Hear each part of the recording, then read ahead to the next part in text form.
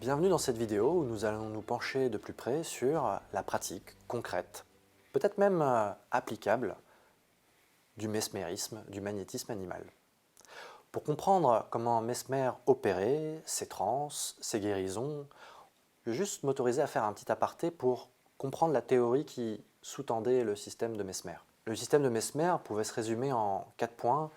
Certains de ces points pourraient servir même à certains praticiens en hypnose qui souhaiteraient affiner leur technique de confusion. 4 points donc pour définir la théorie magnétique et tâcher de comprendre quel levier Mesmer pensait utiliser dans les processus de guérison. Tout d'abord, la théorie du fluide magnétique. Le magnétisme serait un fluide physique subtil qui baigne tout l'univers. Si vous voulez des descriptions modernes qui pourraient ressembler à la théorie mesmérique, pensez tout simplement à la force des Jedi de George Lucas. La mauvaise répartition du fluide éthérique, du fluide magnétique, expliquerait la création des maladies. Le fluide doit donc être canalisé, emmagasiné par certaines personnes comme Mesmer, puis ensuite transmis à d'autres personnes. C'est le principe de la guérison, c'est ce qui explique le fait que par les yeux, le fluide passe par les yeux, et par les mains, Mesmer déclenche la crise magnétique. Le deuxième point consiste en ceci. Le magnétisme serait une théorie physique cherchant à expliquer, à englober toutes les explications, toutes les autres théories scientifiques de l'univers. Ce point est de très loin le plus obscur de la pratique et, en général, les élèves de Mesmer ne s'attardaient pas sur ce point. On peut supposer qu'ils étaient bien en peine eux-mêmes d'expliquer cette théorie physique de l'univers par le fluide magnétique. Troisième point est une analogie avec les bouteilles de LED. Les bouteilles de LED sont un dispositif célèbre de l'époque en lien avec la création d'électricité. Il existerait un fluide positif et un fluide négatif. Chez les magnétiseurs du 19e siècle, on pensait que chez les hommes, il y avait un pôle positif sur la main droite et un pôle négatif sur la main gauche, et chez les femmes, cela pouvait s'inverser. Et donc il y aurait un fluide positif et un fluide négatif qui se contrebalancent ou s'équilibrent l'un l'autre. La plupart des disciples de Mesmer refuseront cette hypothèse.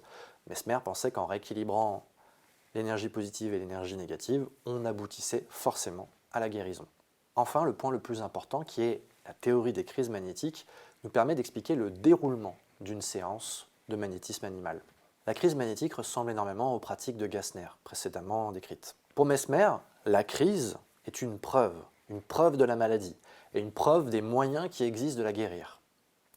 Les crises sont spécifiques de certaines maladies dans leur intensité. Les crises les plus intenses semblaient concerner l'épilepsie, l'asthme, et au fur et à mesure qu'une maladie décroît dans son intensité, dans le nombre de ses symptômes, dans ses diverses manifestations, les crises auxquelles était soumise le patient, puisque c'était un processus sur plusieurs séances en général, les crises devaient diminuer progressivement en intensité. Le jour où Mesmer ne parvient plus à créer la crise, les convulsions, on estime alors que, normalement, le malade est guéri. Avant de décrire par le menu les méthodes spécifiques de Mesmer, j'aimerais juste vous inviter à réfléchir à certains cas, certaines ressemblances qui peuvent lier le magnétisme animal au XVIIIe siècle et ce que nous pouvons croiser comme manifestation, comme phénoménologie particulière dans nos cabinets.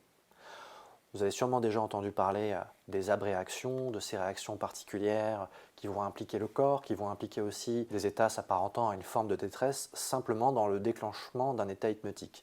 C'est assez rare, mais ça peut arriver. À l'hôpital, j'ai été davantage confronté à ce genre de manifestations qui peuvent surprendre au début, mais qui, dans un contexte mental, dans un contexte psychologique et culturel particulier, ont toute leur force et ont vraiment un impact très important sur la réussite d'une thérapie. Les personnes qui travaillent par exemple avec des patients issus de l'ère afro-caribéenne, Haïti par exemple, constateront des convulsions, des tremblements. Sur le mur de mon premier cabinet en Seine-et-Marne, j'avais des traces des chaises qui bougeaient sur le mur, puisque j'ai eu pendant plusieurs mois les membres d'une communauté qui partageaient, sans doute inconsciemment, la croyance au pouvoir des convulsions. Et je vous invite à aller voir du côté des ethnopsychiatres ou des anthropologues sur les phénomènes de vaudou ou candomblé dans l'ère caribéenne. Après Mesmer, les phénomènes hypnotiques principalement constatés seront le sommeil, l'assoupissement, le somnambulisme. À l'époque du XVIIIe siècle, à l'époque de Mesmer, ce sont les convulsions, ce sont les cris, ce sont les larmes. Penchons-nous sur les archives. En 1783, Kurt de Guesblen, qui est un des auteurs parisiens les plus en vue, les plus influents surtout à l'époque, livre un témoignage de remerciement envers Mesmer. Selon lui, Mesmer lui aurait sauvé la vie, alors qu'auparavant, Kurt de Guesblen traitait Mesmer, ce sont des insultes très fortes pour l'époque, de charlatan et d'empirique. Guesblen souffrait de ce qu'on appelait des obstructions, c'est-à-dire qu'il était paralysé, il avait du mal à déplacer ses jambes, à porter son poids sur ses jambes. Mesmer se déplacera jusqu'à son domicile, diagnostiquera donc les fameuses obstructions et lui donnera un traitement à base de prescription, marcher, placer des bandelettes qui agiront sans doute comme des bas de contention à l'époque, et puis surtout l'inviter à venir subir, ou plutôt recevoir, le traitement magnétique. Guesblen se déplacera jusque chez Mesmer. Assez curieusement, il ne ressentira aucun des effets de la crise magnétique, mais en rentrant chez lui, sentira déjà des effets, des douleurs s'atténuer, la force lui revenir dans les membres.